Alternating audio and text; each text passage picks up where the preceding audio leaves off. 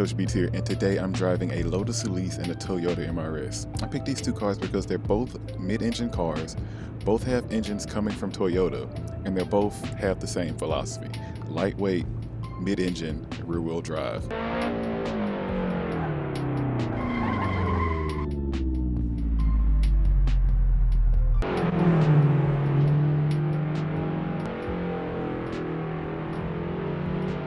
So I'm here on Lime Rock today to see what these two cars will do head-to-head on the track. So first off, I'm in the Lotus Elise. I'm going to do this one first. I have both of these cars here, like I said, on Lime Rock, and I'm going to see what they can do around the track and see what they actually feel like to drive in a more sporty manner when I can actually put all the power down. I'm definitely curious because the Lotus has 217 horsepower. The MRS has 198, but the Lotus weighs a little bit less. So let's see what this thing could do. I'm going to give it 3 laps, and then we'll run our comparison between the two when I get done with the other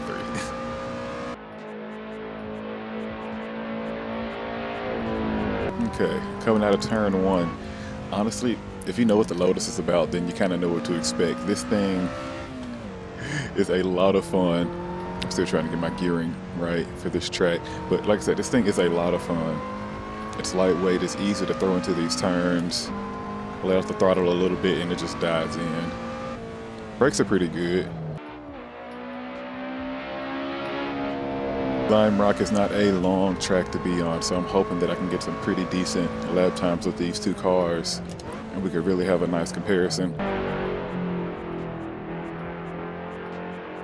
Because of how lightweight this Lotus is, it's honestly very easy to drive. I can say the same thing about the MRS. That is one car I have the most track time in, and it's always been a blast to drive, mainly because of how lightweight it is, and it's easy to get pointed in the right direction that you need to. Doesn't have a lot of power, doesn't have a lot of torque, so you don't really have to worry about overcooking anything while you're trying to take it around track. But you do have to pay attention to how you're actually driving the car because it's easy to upset it and get the thing spun around. All right, gonna give this thing one more lap. See what we can do with the time here.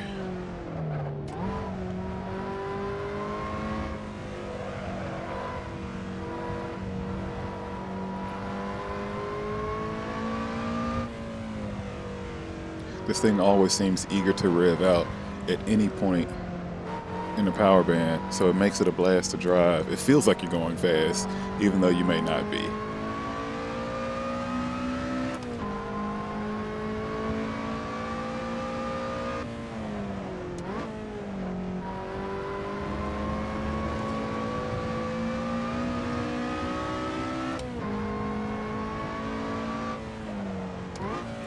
Coming around the bend for the last turn to complete the 3rd lap.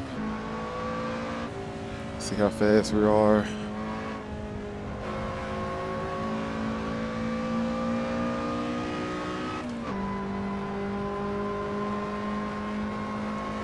All right, so 1:05.4 for the best time. Okay, let's hop into Toyota and see what that does for a track time, because I'm very curious to see which one is actually the more capable car. I know which one I want it to be.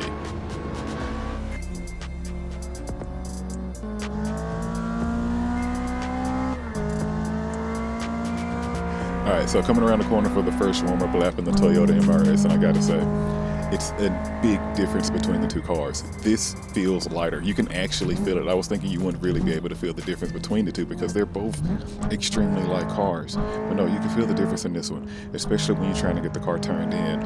You have to be a little bit smoother with the inputs compared to the other because this feels so much more easy to get the rear end out. I don't want to say you gotta fight it to keep it in place, but if you're not careful, you will. Down on power, down on torque. But I still feel just as quick coming through here. And we'll see how that translates in the lap times.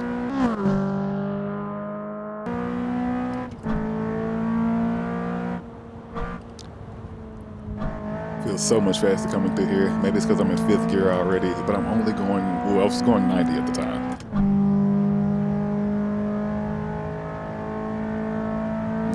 106 for the first lap. Overcooking it a little bit for here.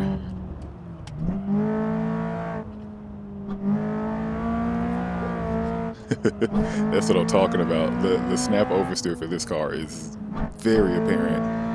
And that maintenance throttle through these turns is a very serious thing.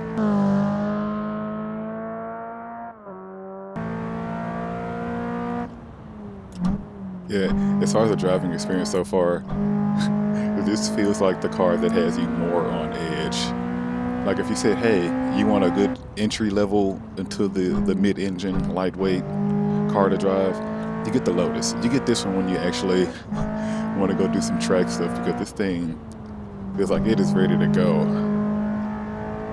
And not just straight. Alright, I think I just saw 105. We got one more lap. Can I slow it down enough for this turn?